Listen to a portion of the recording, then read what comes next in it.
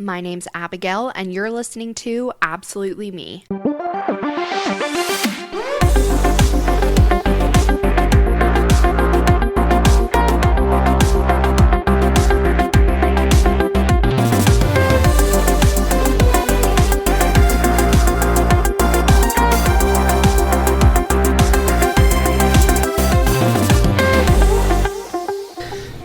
Hello, everyone. Welcome to another episode of Absolutely Me. I am super excited about my guest today. My boyfriend Mitch has finally decided to let me interview him for my podcast, so I'm really excited. Mitch, welcome to the podcast.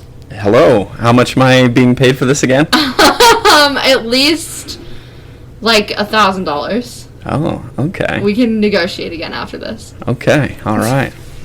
I'm super excited to have you on, though. It's good timing, I think, to have you on the podcast because I've been doing it for, I don't know, since the beginning of the year. And Mitch was the one who helped me originally get all my stuff set up. And he's been there with me when I've edited stuff and listened to me record quite a few episodes. So it's good that we're having him on the podcast now. So how are you feeling about being on the podcast, Mitch? Are you nervous? Are you excited? Let's do this. So, yeah. Yeah, you're feeling excited? Sure, let's do it. Here in the your studio, your professional studio. My super professional studio. That is our room. Sitting on the couch in the basement with the duct tape microphones. With the duct tape microphones. And the sketchy mic that could fall down any second because it's stuck in between a couch cushion right now. But it's going to be good. And I'm really excited to have you on. I just wanted to first have you kind of like introduce yourself. I haven't really talked about specifically like who you are on the podcast before. Do you want to like just telling everybody that I'm dating somebody named Mitch and it's going really well. So do you want to tell the people about yourself a little bit? Sure. Yeah, my name is Mitch, obviously, dating Abby, as you know. Yeah, I'm 29 years old. I'm going to be turning 30 here soon in a couple months. And, yeah, basically I've grown up here in Utah, lived in Utah all my life, except for a brief moment where I lived in Denver for about a year or so. And, yeah, work here for a software company. I build websites and do different software project management. And I'm currently working on a startup, a technology startup. And yeah, it's kind of a quick description of me, I suppose. Little Mitch elevator pitch. Sure. Mitch pitch. Yeah. The Mitch pitch. I like it. And Mitch and I have been dating for a year. It's been a little over a year now since our first date. And it's been pretty good so far, I would say. I'd agree. That's good. This is why we're having him on the podcast. Yeah. Because he agrees and he thinks I'm amazing. So that's why we brought him on today. I was told this was just pretend for fun.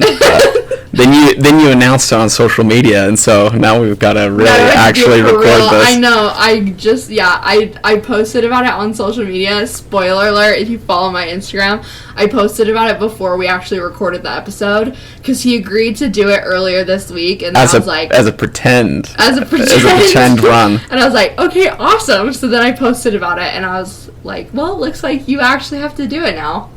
I guess so. Here we are. Yeah. So we just a little bit about our relationship.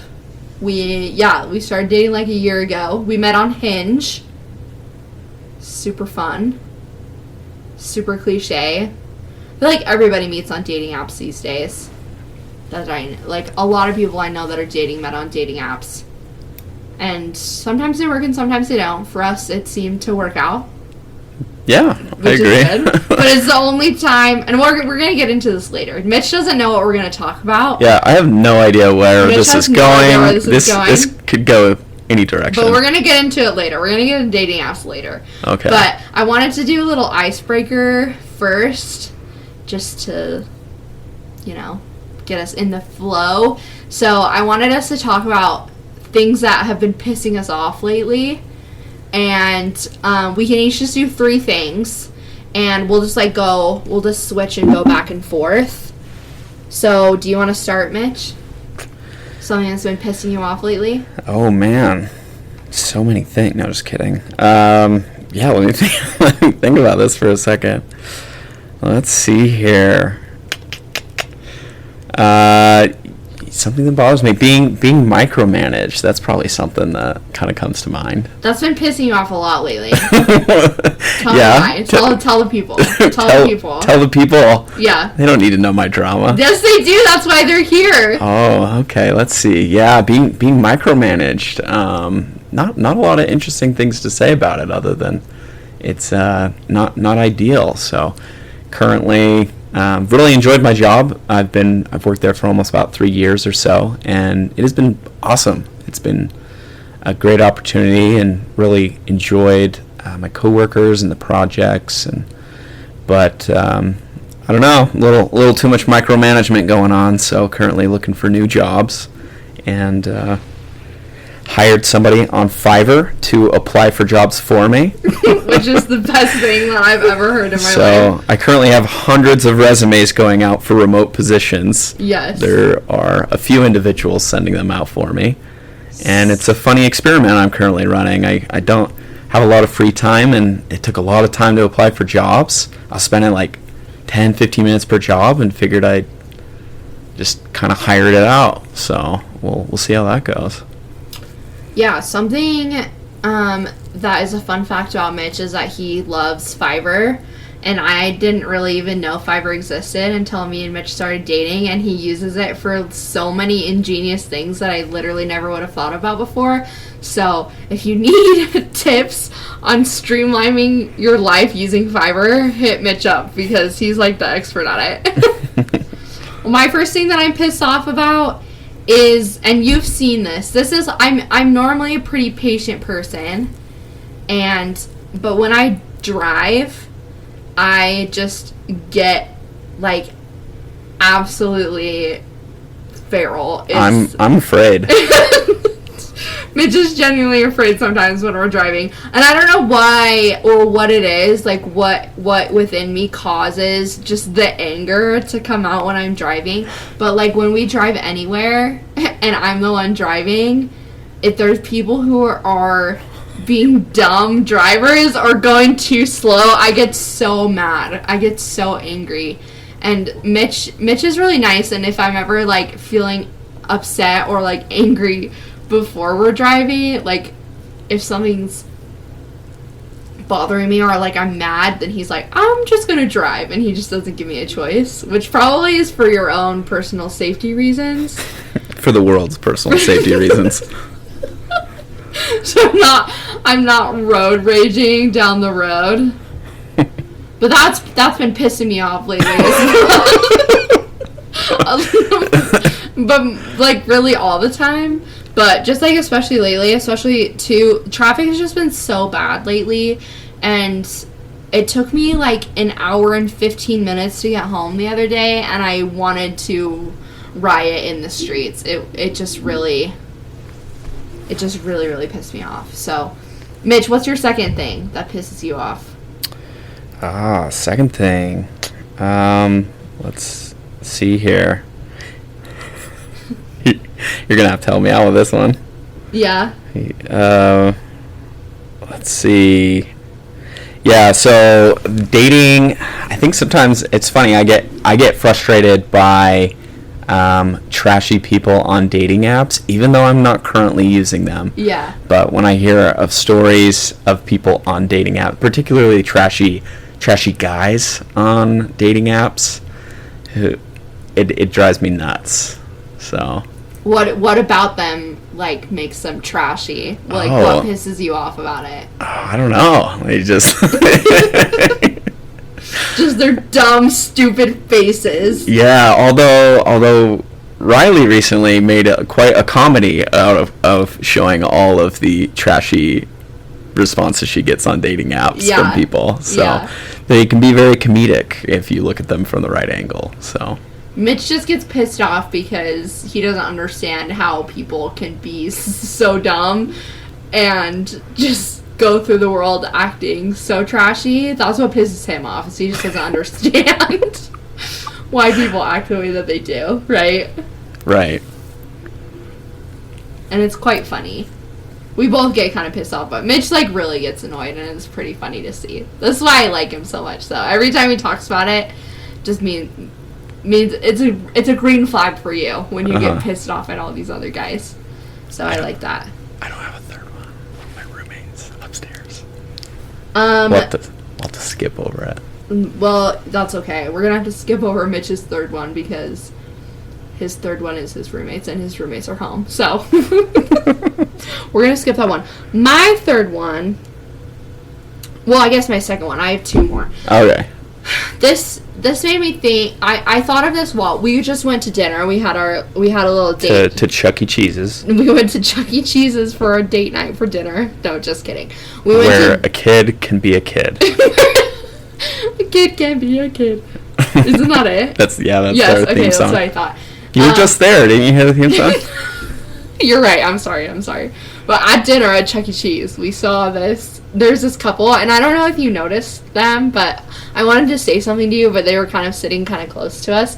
They were like 2 people away from us, and they were so annoying. And like the guy, it was like a couple. They're on a date, and the girl was like dressed up like super nice. She had like a skirt on and like a nice shirt, and like her hair was all done. And this guy that she was with, like, clearly they'd been together for a while, like, they were pretty comfortable with each other, but he was just, like, in this, like, super tight, long sleeve, like, okay, yeah, I did see him. Backwards hat, and he, like, took a phone call, like, right when they got there, and was, like, talking so loud. Right. And I don't know what it was about them, but he was just annoying me so much. And I don't like when people have bad etiquette at restaurants, and it just like makes me annoyed for that girl that like this guy that she's with, he answers the phone, and his ringer was super loud. He like answers it. He's like talking to an employee and is like, oh, like right now it's not a good time, like let me call you in a little bit, and then proceeds to have a 10-minute conversation with this dude on the phone. He's like, oh, did you get the emissions done on that Cadillac yet? Or the safety done on whatever it is that they do in Utah now. I can't remember which one it is. Mm-hmm. And he's like having this full-on conversation. And then they sat there after that for like 20 minutes, just both of them on their phones, just like scrolling through and like not having conversation with each other. And I don't know what it was about that just pissed me off so much. But it did. It really pissed me off. I don't know if you noticed them. I did notice them, right? Were you annoyed by them? I wouldn't say I was particularly annoyed, but I definitely noticed it was a very quiet, kind of peaceful styled restaurant, and he was loud doing business calls. So. Yeah, I did notice that. And then they like ordered a salad and then like a meatloaf to share. They like shared both at Chuck E. Cheese's. Chuck E. Cheese's. The Chuck E. Cheese meatloaf, by the way, people, highly recommended. Incredible. 10 out of 10. We will be going back. For sure. 5 stars. 3.5 stars wouldn't change a thing. If those of you who don't know, which you probably don't, that reference that Mitch just said is from another podcast called Time Suck with Dan Cummins, and he got a review one time that said 3 out of 5 stars wouldn't change a thing. And so now we say that all the time. 3 out of 5 stars wouldn't change a thing. It's very funny. But yeah, they just annoyed me. That pisses me off. And the third thing, which Mitch has been hearing all about this since the beginning of our relationship, but I like Taylor Swift quite a lot. Who is this? One might even say I love her. Okay. I'm currently wearing her sweatshirt that I got at the Taylor Swift concert in March. And it just annoys me when people say that Taylor Swift is overrated. It just annoys me because people just think it's cool to like bag on Taylor Swift. And it just annoys me when people are like, oh, Taylor Swift fans are so annoying, and like Taylor Swift's not even that great, and then they just like to put other people down, and like it just is annoying. I'm like, just let me like the things that I like, and you don't have to put other people down for liking things. Like, she might not be your cup of tea or whatever, you might not like her music, but it's just annoying when people think she's underrated, because she's not. And that people get so annoying about people who do like Taylor Swift and they don't like Taylor Swift. They're like, oh, you're so annoying, like Taylor Swift's the worst, like why do you even like her? I'm like, why do you care?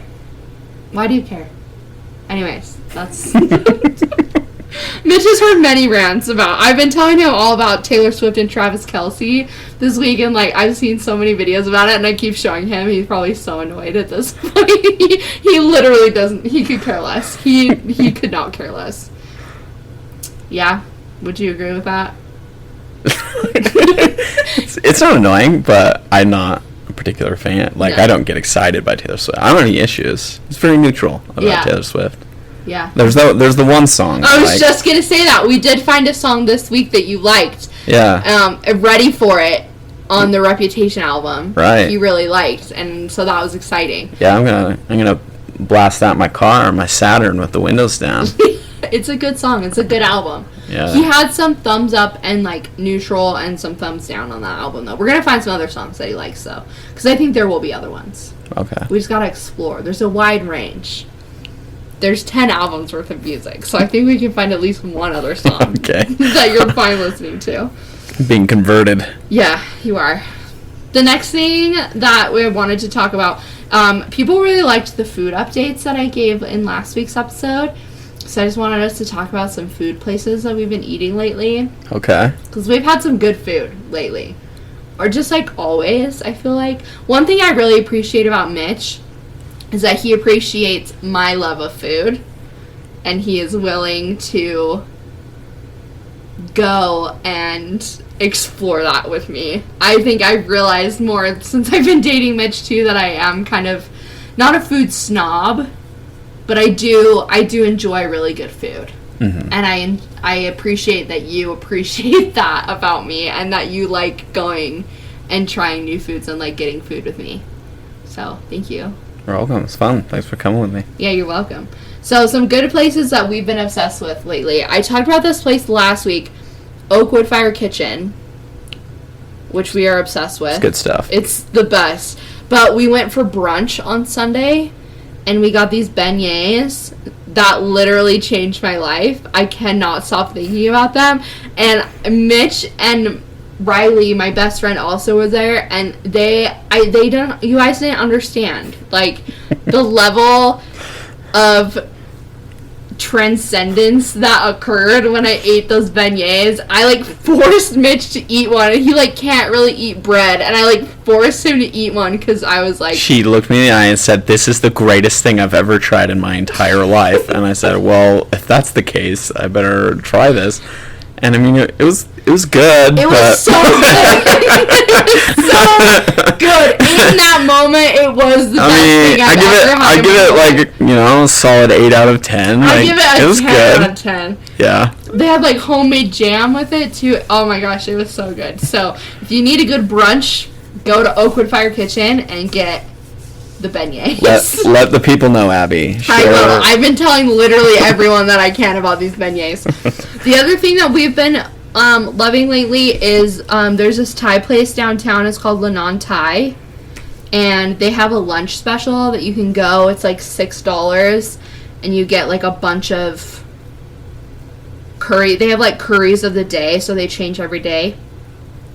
And you go and you get rice and curry, and it's like $6. It's right by that sketchy park in Salt Lake. Yeah, it's like right by Liberty so Park. You might get Not stabbed really. by a homeless guy, but it's $6 curry. So yeah, it's right across from Pioneer Park is what it is. Right. It's a risk worth taking. It is definitely a risk worth it. We've gone a few times. We went like 2 times in 1 week. A few weeks ago, I think. So that's yummy.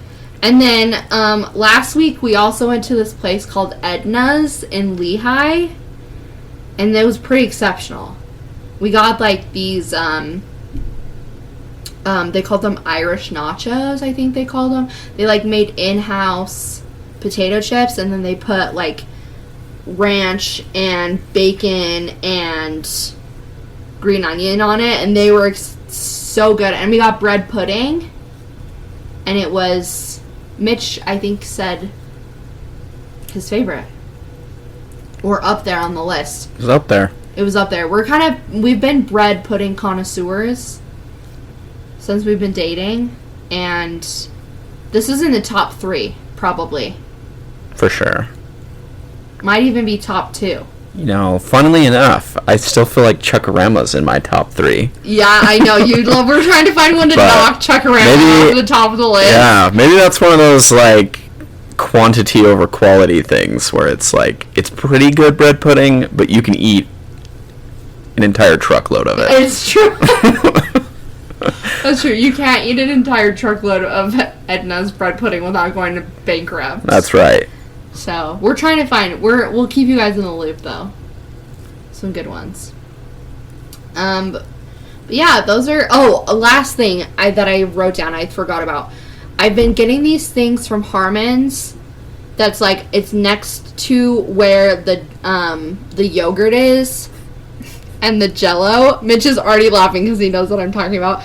And they're called petite pots, and they're like French chocolate pudding. I get the dark chocolate kind, and they're so good. They're so good. I have one up in the fridge right now. I ate one earlier, and I might eat the second one after this because they're just so yummy. But yeah, if you need a little good grocery store snack treat, get those.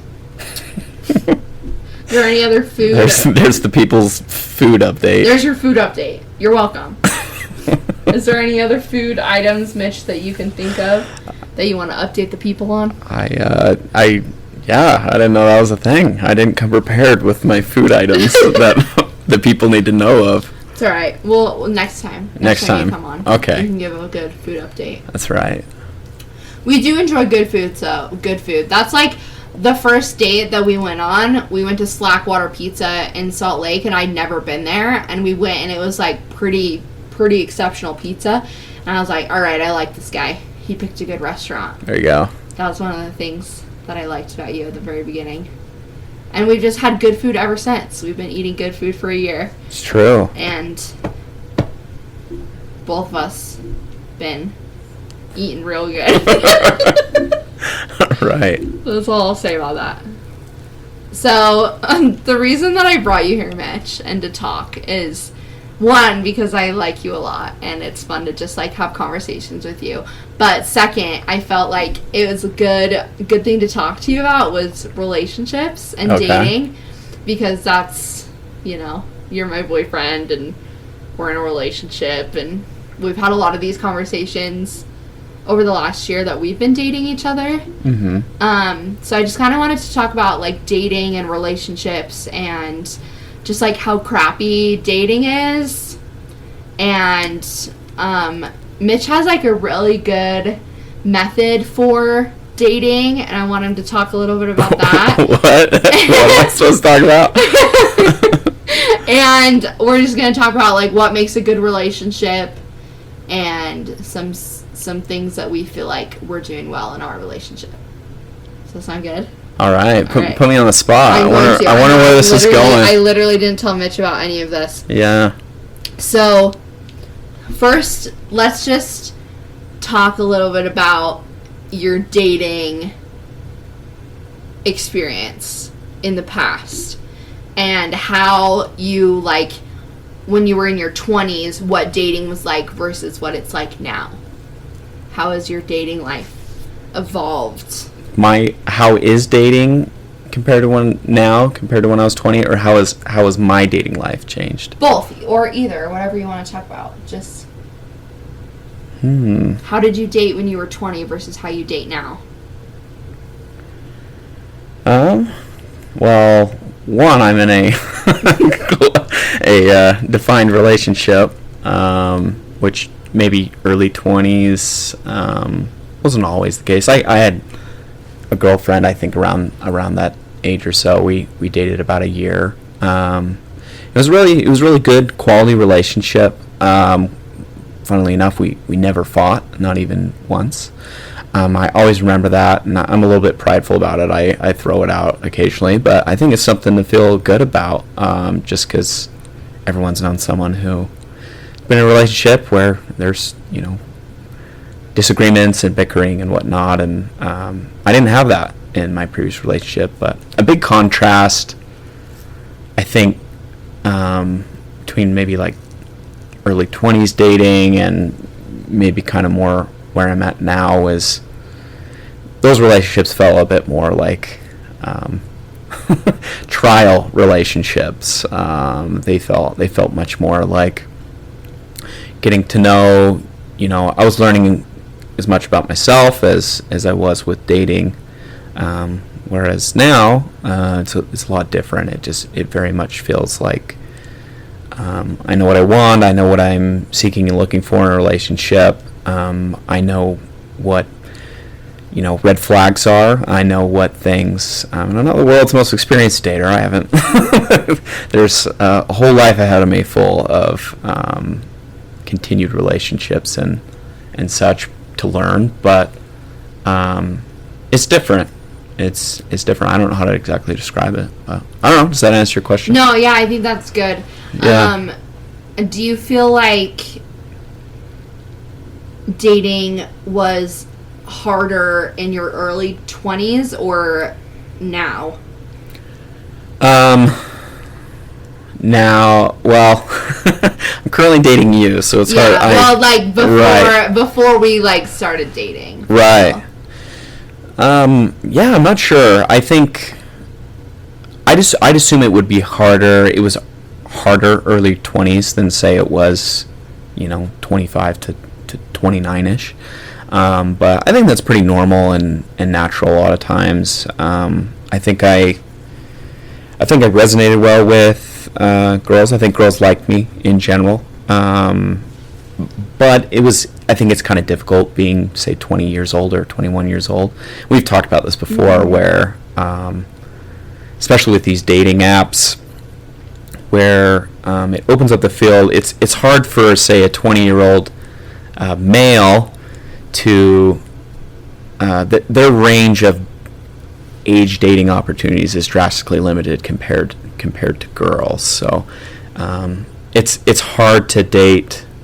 If you're a 22-year-old girl, you can date, up to maybe a 28-year-old guy, and no one blinks an eye too much, It's a little different when you're a guy. Typically, a 25, 26-year-old girl probably doesn't want to date a 22-year-old guy. Their women might be a little bit more long-term oriented. They're looking for a guy with an established career, someone who can provide for them, and it's just kind of differences in sexes, I suppose. But I think the dating apps have drastically limited a lot of young 20-year-old males' opportunities, because a girl can just turn on the dating app and she's got 100 guys. Every other guy, or 80-90% of guys, all swiped right on her. But then the guy, he turns on his dating app and he's got to go seek out the girls. The girls aren't swiped on him. So it's a little interesting. But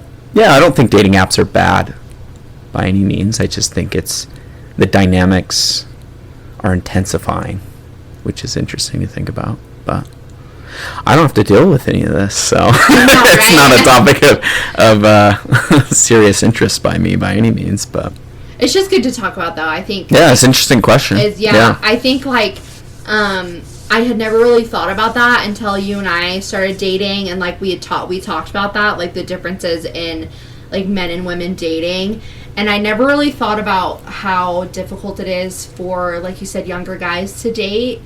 And I don't know, it just was interesting. It was an interesting perspective for me, because I always had been kind of under the impression that dating was so easy for guys, because they could just kind of they had more control over dating, because typically, you know, and I've kind of fought back against this stereotype a little bit, but, like, guys are, like, the first ones to ask girls out, and, like, if a guy's interested in you, then, like, he'll ask you to be his girlfriend, and, like, the guys typically in society have, like, led those, like, relationships, and it felt like girls were just, like, sitting around waiting for a guy to come and sweep them off their feet. Yeah, and like, guys were just going around like, oh, I could do this one, I could do this one, I could do this one. And, like, I've since realized, like, you know, that's not really the reality. Like, maybe it is for a couple, like, douchebag frat guys that are just, like, going around dating a bunch of people. But that, for most people, like, dating is really hard, and dating, like, really sucks. And I know you and I have both had troubled history in dating. Kissed a couple frogs, is that what you're saying? Yeah. There might be a frog or two in my past, who knows? Yeah. We've had some troubled history.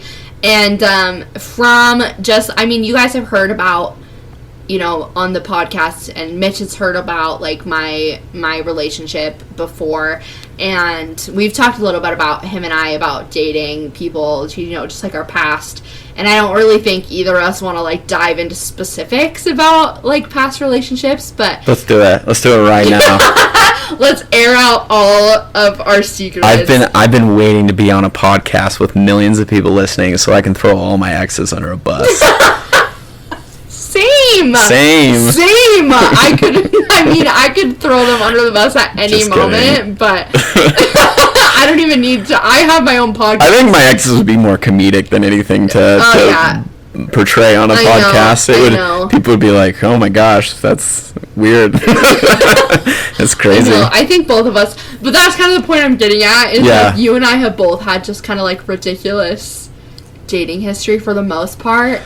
Yeah. I think, like I said, I think everyone, and I think it's a pretty relatable experience. I think everyone's kissed a frog, so to speak. They found some good one. I think there's been some great people I've dated in the past that I have great respect for, but there wasn't the right dynamics or the runway for a relationship, or it just didn't feel right. I'm very thankful for those experiences and learned a lot more about myself, and same with the bad things. Very thankful for those experiences too, and got a couple funny stories of, you know, some crazy chick who, you know, if I ever go outside and my tires are slashed, it's that one crazy chick that from many years ago, you know. Yeah, watch out. We're always afraid of her. Yeah. I check my back when I walk to my car at night. It's crazy. Oh my gosh. Well, what do you think, like, from dating are some, like, red flags that you can identify in people early on in a relation when dating? Red flags to identify in people early on. Yeah, I mean, I just assume these are pretty general, pretty universal. Most people probably experience these, but you know, you get talking with somebody, you mention something, and then, or talk about something, maybe something personal or an opinion you have, and they don't ask questions, they don't follow up or keep the response going. There's not a back and forth game of conversation, and that's a real quick, easy way to tell, you know, oh, red flag, maybe this person's not super intrigued with what I have to say or who I am as a person. And it's very, very common. You'd think it'd be, we've talked about this before, but you'd think it would be pretty universal that just that simple of a dynamic, that it'd be universal, that you'd be able to talk back and forth and listen and ask questions. And I mean, it felt like, you know, 80% of the people have an issue with that. So that's a big thing. Obviously, you got to look out for. But yeah, pretty typical. I'm sure everyone's dealt with that while dating. Yeah. What else? What other red flags do you feel like you should avoid? What about you? What red flags do you think? I mean, I could talk I want to hear yours. You want to hear mine? Yeah. I think early on, something that is a red flag for me is if, like, you're talking on a dating app or whatever, and there's no initiative to, like, get together or, like, make solid plans. And that was something you and I have talked... I mean, we've talked about all these things before, but this is why we're talking about them on the podcast. But one thing that I really appreciated about you is you were, like, very fast to be like, okay, like, let's get together this week. Get like, off the app. Get off the app, yeah. And, like, let's make a plan. And you, like, were very good at initiating a plan and following through. And it was always very solid plans. It wasn't like, oh, like, let's just, like, hang out and see what happens, which I hate that. Like, I think that's so annoying, and that's such a red flag. And I feel like that just, like, doesn't show that person respects you or your time or really themselves, that they're not willing to, like, put forth an effort and, like, put forward their best self and, like, make solid plans. Like, it's very flaky. It seems very flaky to me and very much, like, non-committal. Whereas, like, when somebody takes the time to, like, schedule a specific date and, like, plan a specific thing, that seems more committed to me, to, like, actually wanting to get to know me and, like, have a good time and actually, like, pursue me in dating and not just, oh, let's hang out, because then that never leads to anything productive or good. And, like, that's when you end up in a situationship, which I just had to explain what a situationship was to Mitch, like, last week. He didn't know. Do you remember what a situationship is? A pseudo relationship? Yeah, a pseudo per se? Yeah. Right. So that's one thing that I can think of. What about your turn? You go. Some other red flags. Red flags. Again, pretty universal, pretty basic. With people, I think everyone has experiences of, like we said, exes or stories, and I think it's completely okay for people to still talk about them and reference them, but it's a red flag, I think, when it's brought up very quickly or it seems to be overbearing. Previous experiences or relationships seem to be overbearing, and that's one thing I did like about Abby, and she's talked about it a bit. She obviously had an experience that maybe wasn't ideal in her life with relationship, but I very much felt like she had talked about and referenced it in a way that she wasn't caught up in the turbulence of what happened. It was very much felt like a third person perspective where she could talk about it as if it had been fully processed, and who knows, maybe there's moments or whatever where that may not feel like that, or maybe there's a memory of the past, but everyone deals with that where they think back and like, oh, that wasn't a very fun experience because of XYZ, but it was not overbearing to Abby, and I appreciated that. So that was a big green flag. It was just like, yeah, had an unfavorable experience and learned a lot from it, and it was not a red flag to me. It was a green flag, and it was kind of what doesn't kill you makes you stronger sort of a situation. So yeah, your turn. What's next? More red flags? I think something that I have learned just from dating in general is if the communication is extreme, that's like not a good thing. Like you obviously you want somebody to like text you and call you, like if you're dating, like you want to have some sort of communication. But if it's like all day every day, like especially right at the beginning, that's such a red flag to me.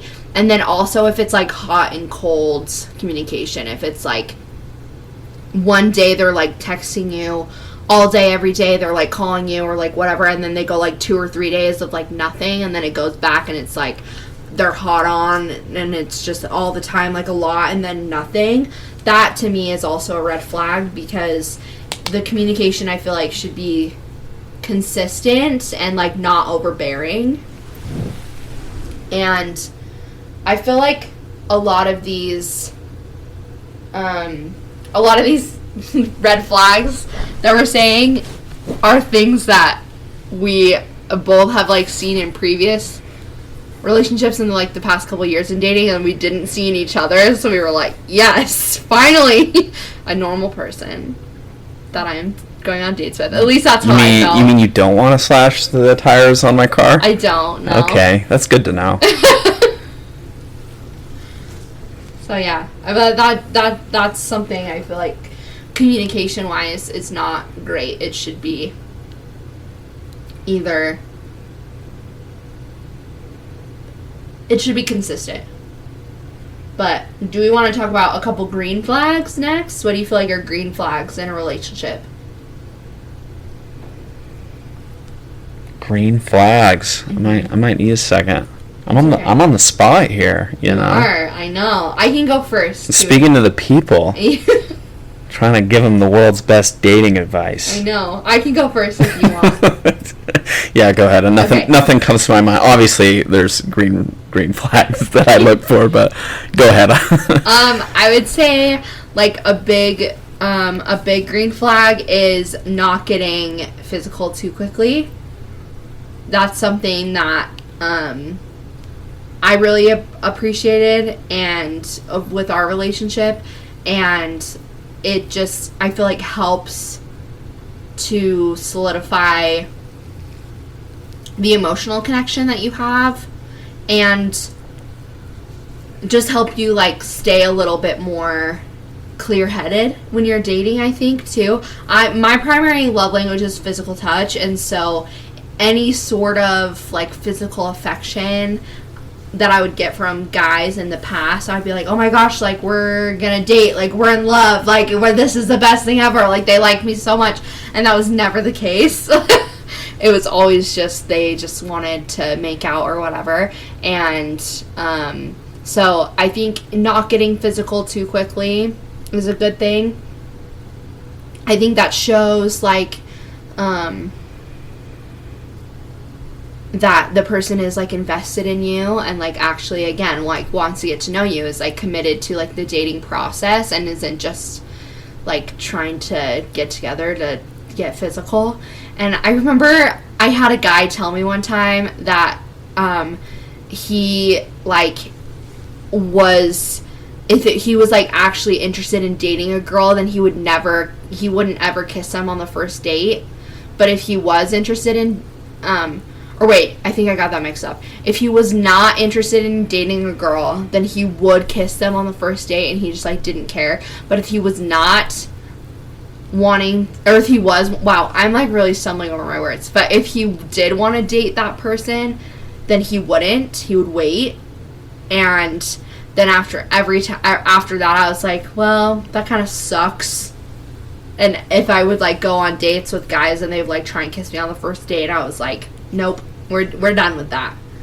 I want somebody who's actually invested in me and like actually wants to get to know me and doesn't just want to kiss me. So, yeah, that was good. Yeah. What about you? Good one. Green flags. Trying to think here.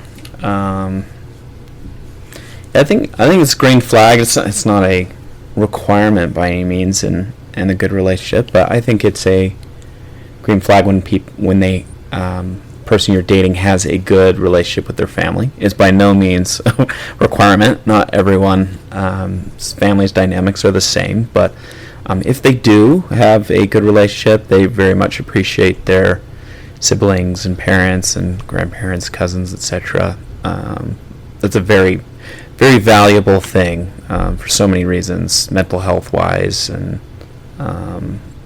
just stability and temperament. I think there's a lot of things associated with that, a lot of benefits with that. So it's a green flag, not a requirement. Mm-hmm. But I think going along with that, like somebody who has like long-term friendships, or even just right. like strong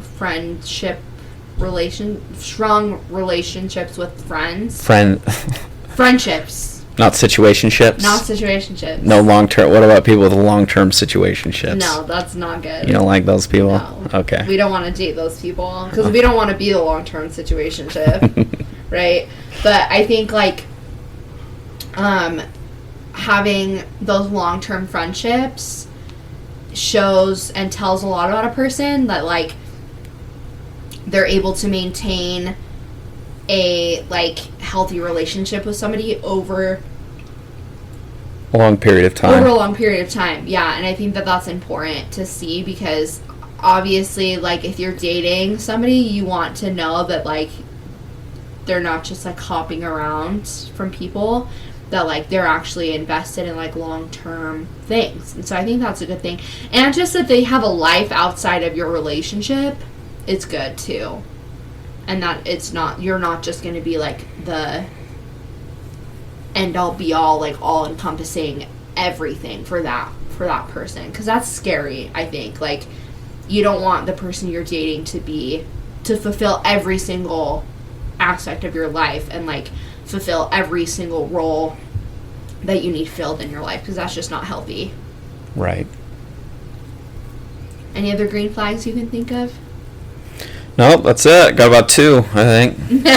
Just kidding. No, that's not good. Not any that come to mind. That. Yeah, that's okay. Yeah. Well, what do you think, other than, like, green flags in a relation, like, that you can look for in a person, like, what do you think makes a good just relationship in general?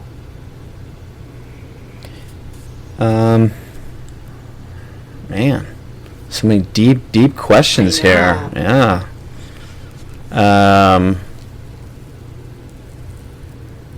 And this is good for me because you can just say all of the things that I do. Yeah, well. Is that what this is for? This is prepared. You thought this out well. I'm just kidding. It's just so you can tell me, Mitch, what are some great things about dating me? What are the best things about dating me, Mitch? Why is dating me the best thing you've ever done in your life? Red flag. Red flag. Just kidding. No, I don't know how to define what makes a great relationship. I don't know how to condense it down to a singular statement or phrase or paragraph or whatnot. And you know, to make an analogy of when I was 20 years old, I had this very particular image of, like, oh, this is what I want in a relationship, and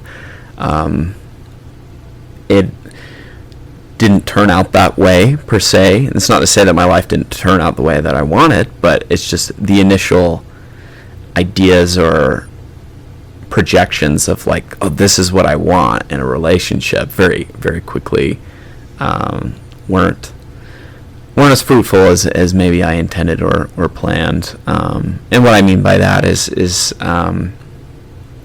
not a surface. A great relationship is not probably not something that's easily defined on a surface level, where people are like, oh, I want to live here with this type of person, or I want to have so many kids, or a lot of, I feel like so many people try and project what they think a great life or relationship would be, and very seldomly do people end up in exactly the situation that they projected. And so yeah, I don't know, some things that make a great relationship are obviously enjoy spending the time with the other person.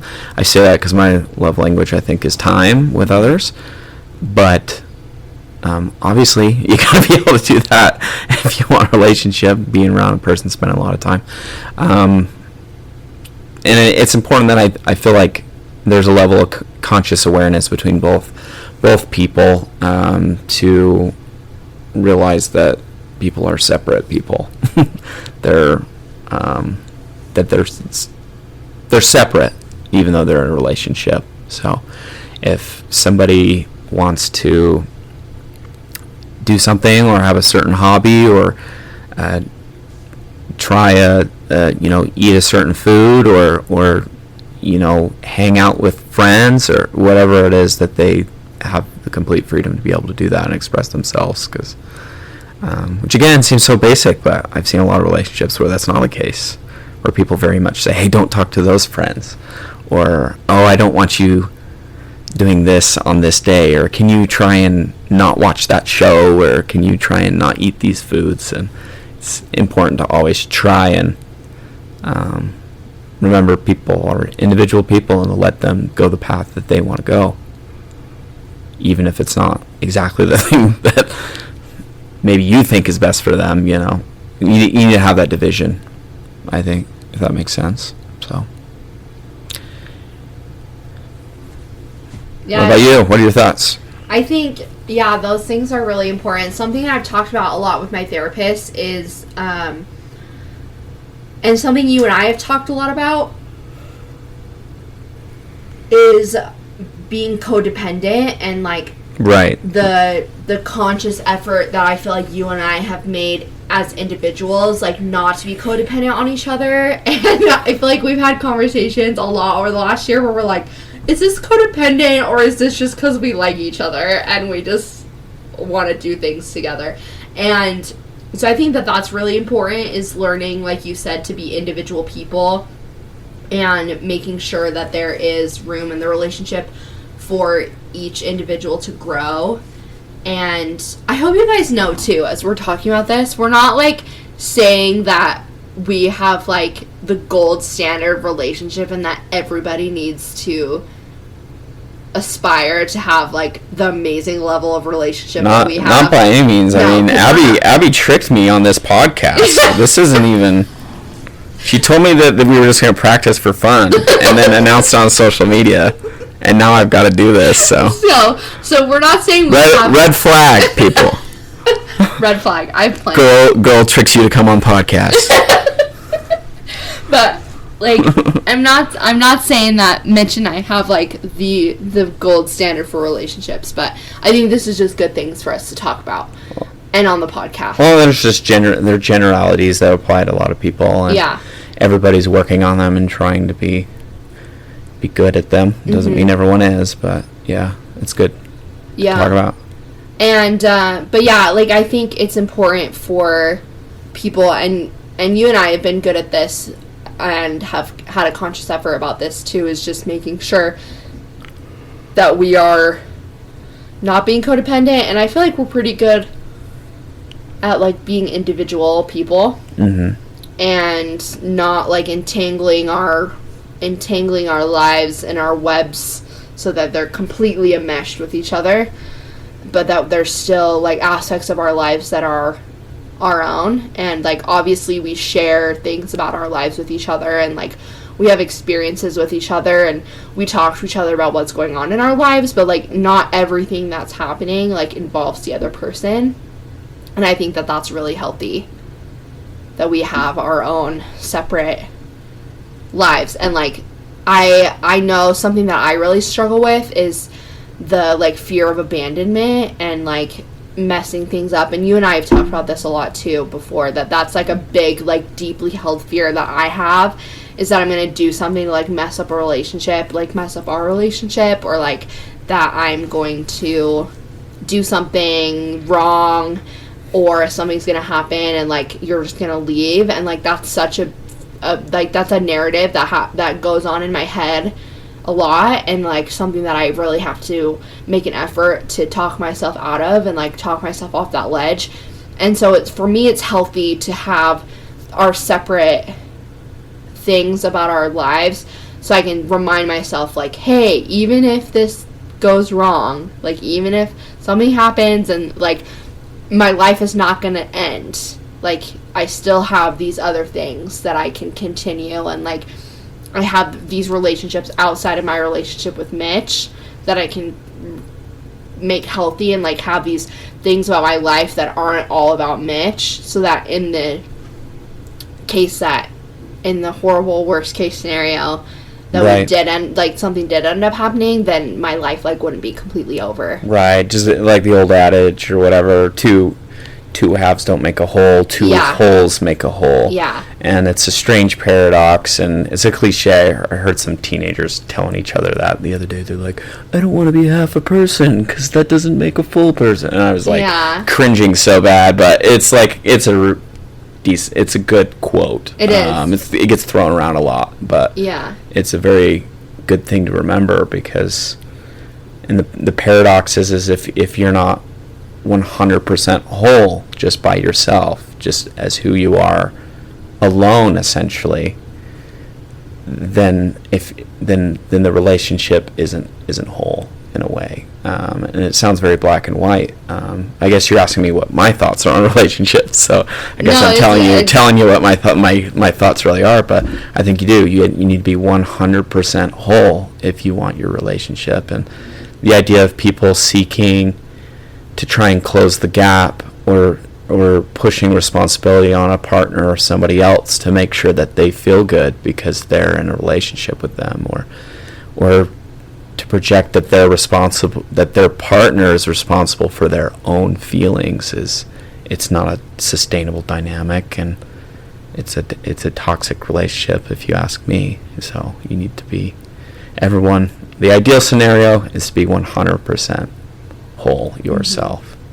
And then funnily enough, I felt like, and I'm not saying I'm like perfect, but I feel like I'm so much better at that than I've ever been the last couple years, and especially, I started to feel like I really started to get there about a year and a half ago, where I'm just like, yeah, I am 100% okay just by myself, the way I am, very content with how I live my life and what I'm doing, and feel very good about it.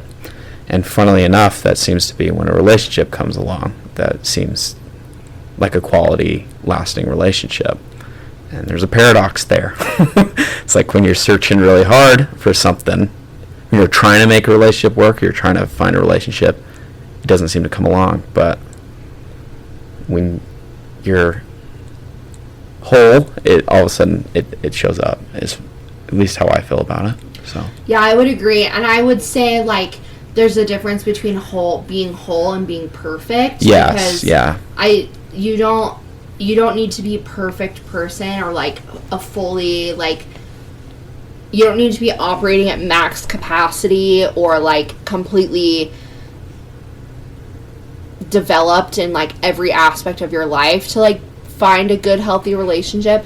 But I think, like you said, just like learning to be accepting to where you are, and like learning to be like okay with being by yourself, and realizing like, okay, I don't need another person to fill in any gaps for me, that like I like who I am, and like I want to share experiences with somebody, and like I want to like share the love that I have with somebody else, and I don't need anybody to like fill in gaps for me. I'm not the idea is to not be seeking something outside of you to make something inside of you okay. Yeah. Yeah. And I think for a long time that's what I was doing, and I think that's a big reason why I got myself into an abusive relationship too, is because I was searching for something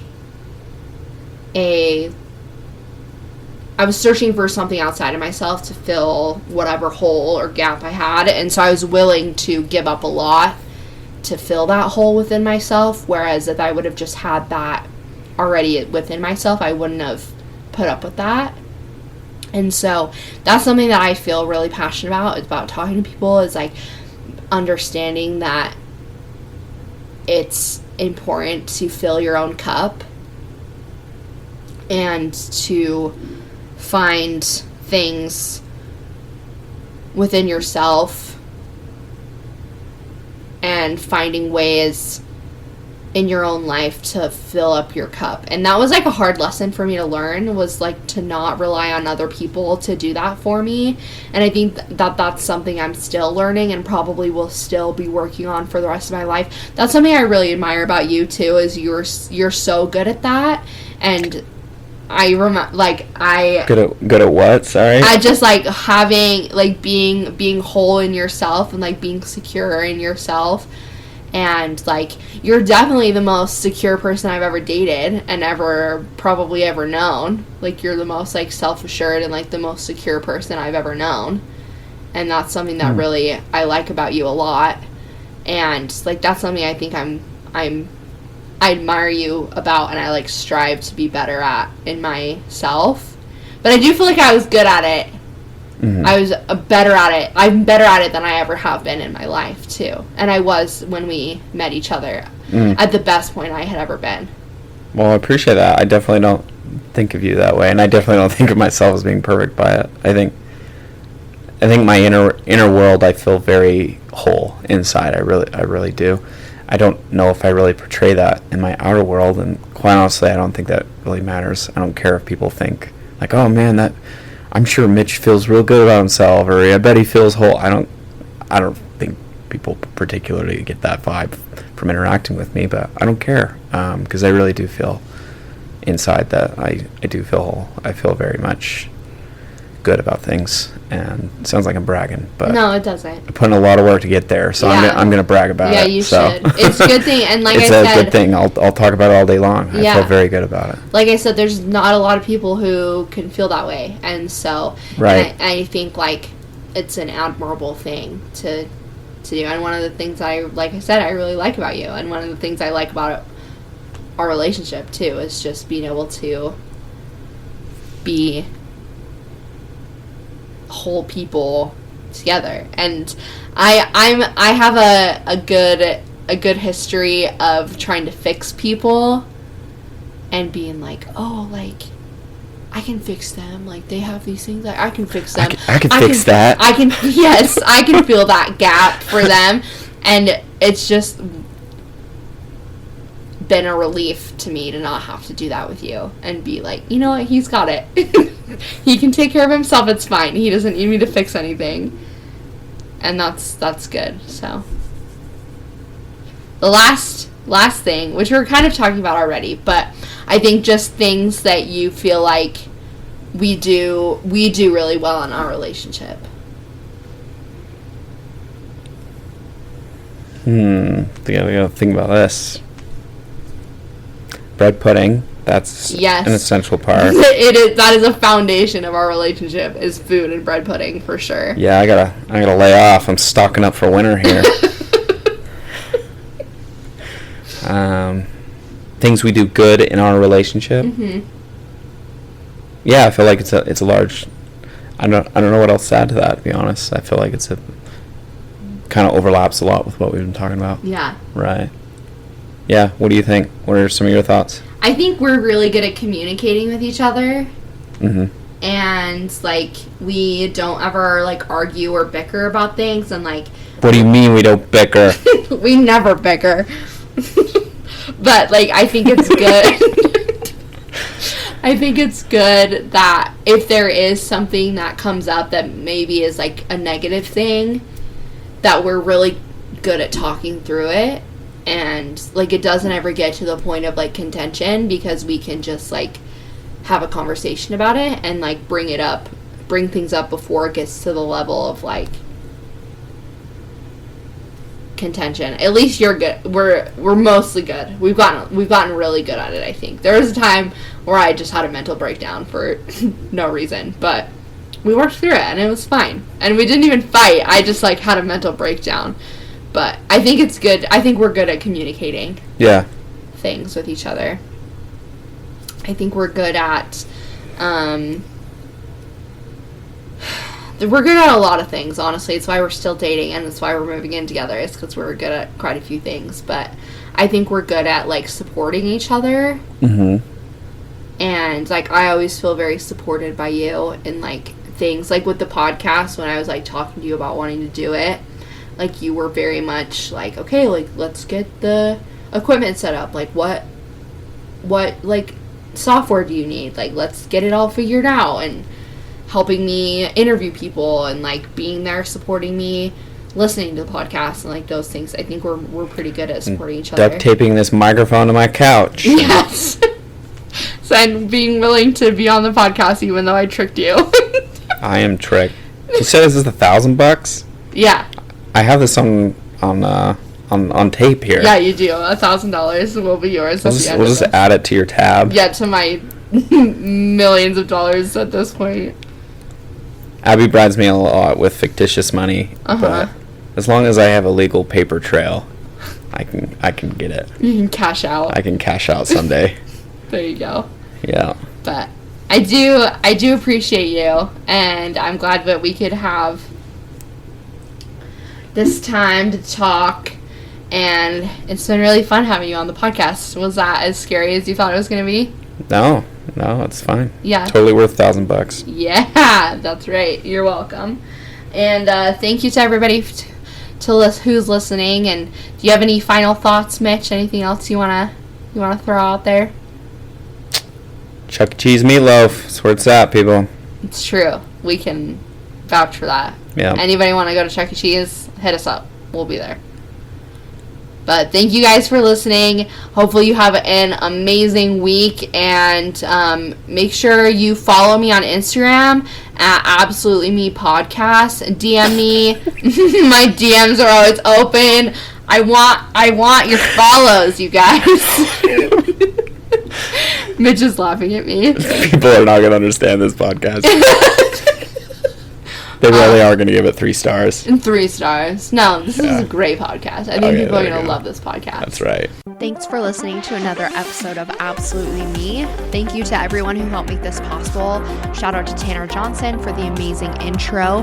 And don't forget to subscribe, rate, review, tell all your friends. And we'll be back next Friday with another episode. Love you. Bye.